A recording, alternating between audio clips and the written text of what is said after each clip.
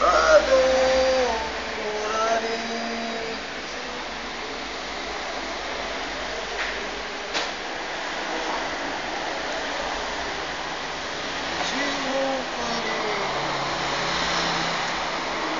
Te louvarei. Vamos com a segunda parte do nosso programa. Do grupo Soldado Jovem de São Paulo. Te louvarei.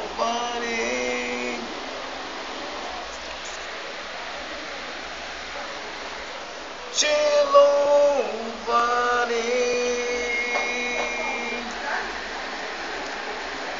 Te louvarei.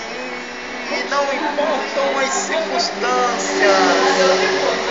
Estarei orando daqui a pouco pela cura.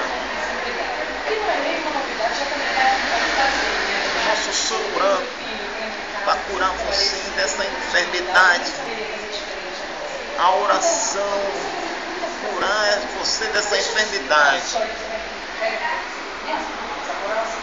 O soro branco, a fé, e esse nome visto, e a estrela de Belém, custa o poder do leão de Judá em minhas mãos. Adorarei, eliminará qualquer pesadelo que você está passando. Jesus, traumas, eu te louvarei. Esse poder, essa potência vai se manifestar no seu corpo. Não importam as circunstâncias.